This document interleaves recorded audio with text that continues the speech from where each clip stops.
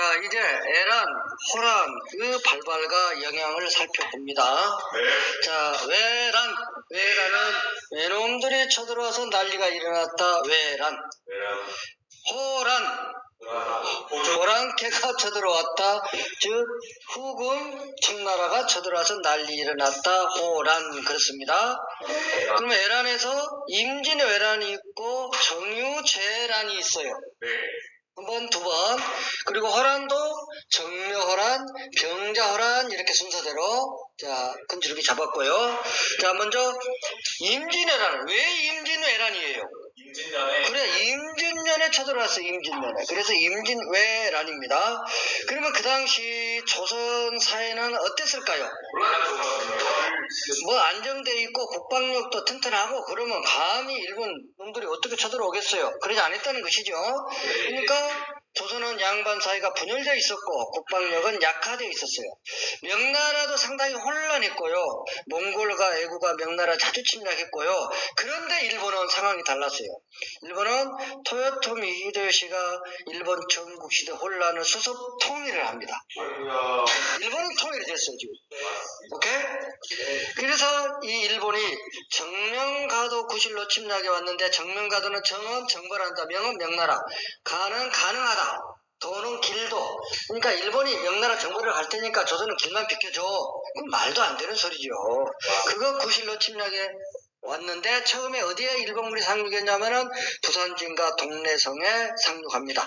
부산진 첨사 정발, 동래부사 송상현이 열심히 싸웠지만은 패배했고요. 신립장군이 충주에서 배수의 진을 치고 충주 방어선 구축했지만 무너져버리고요. 그러자 선조는 아들 강해군을 세자로 책봉하고 선조는 어디로 도망가버려요?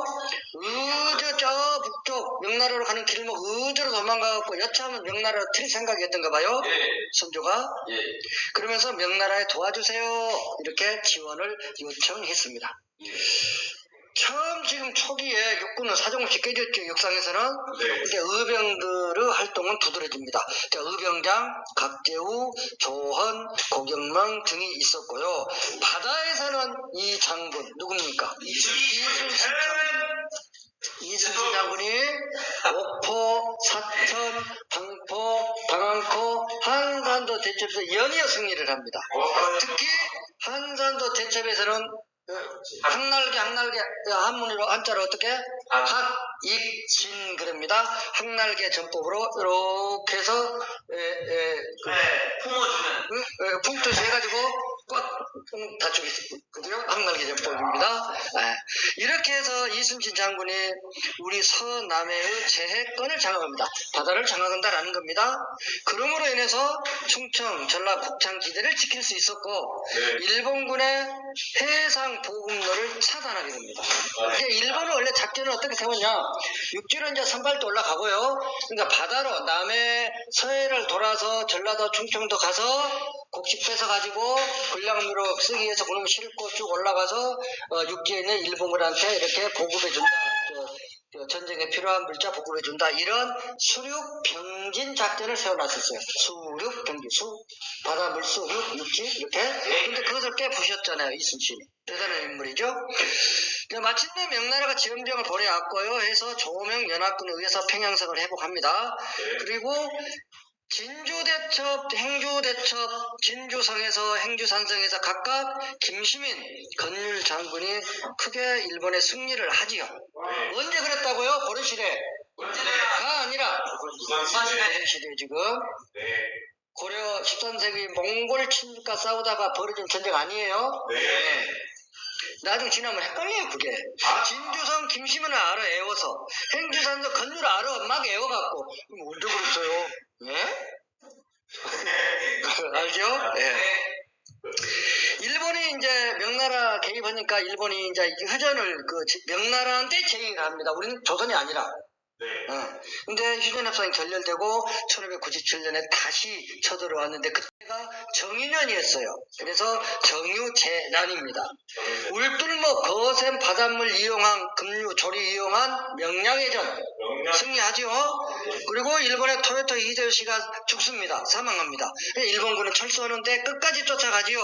마지막 해전이 노량해전, 나의 죽음을 적에게 말하지 말라, 알리지 말라. 오케이? 예. 자, 외란의 영향입니다. 조선은 당연히 국토 항폐하고 인구 감소했고 신분지수 흔들리고 문화재 약탈 소실되고 그랬겠죠. 그런데 일본은 성리학과 도자기 등 문화 발전의 계기로 삼습니다. 그리고 도쿠가와 이에야스에 의해 에도 마포가 성립되고요. 명나라는 국력이 약화되지요. 한편 여진은 성장해서 후금을 세웁니다. 자, 호랑의 정계와 영향입니다. 이제 강해군 먼저 볼까요? 강해군, 선조 다음에 강해군이죠. 강해군은 당연히 전후 복구 추진했겠죠. 그리고 예교는 중립외교예요. 어디와 어디 사이에 중립외교? 명과 후금 사이에. 그러죠? 그리고 강해군은 폐모살제라고 해서 이복 동생 영창대군 죽이고 임목대위를 폐위시키죠. 그래서 강해군은 누구한테 쫓겨나요? 서인한테 쫓겨나지요. 그게 인조 반정이에요.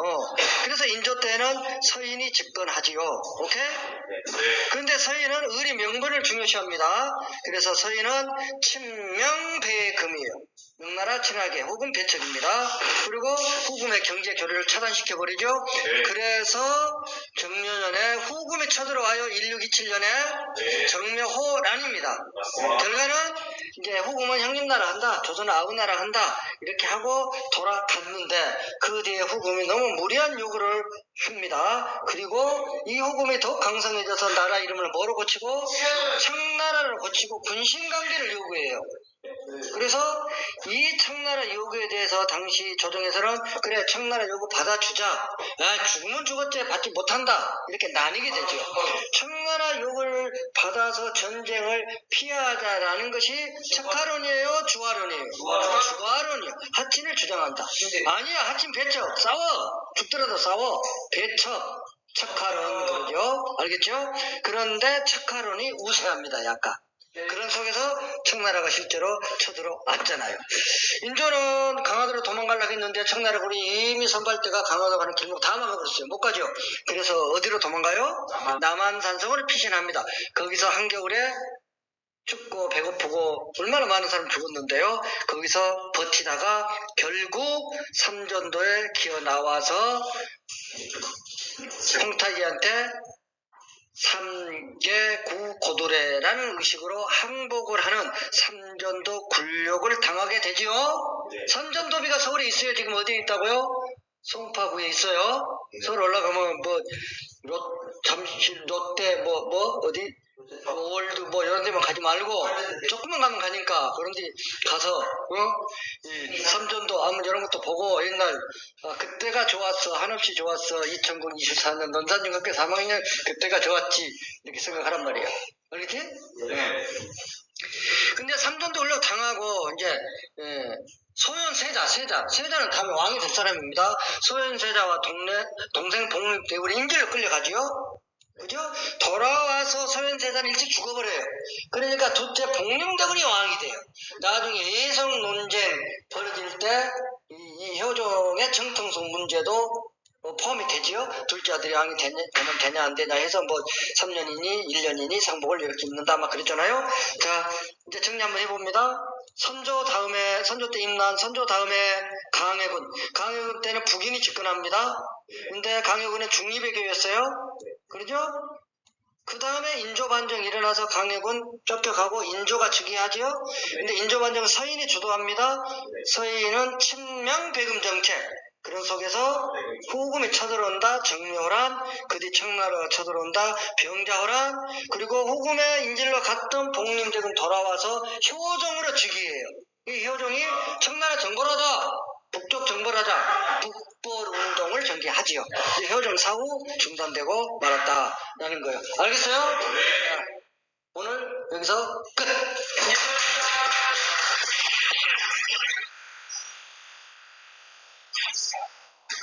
감사합니다.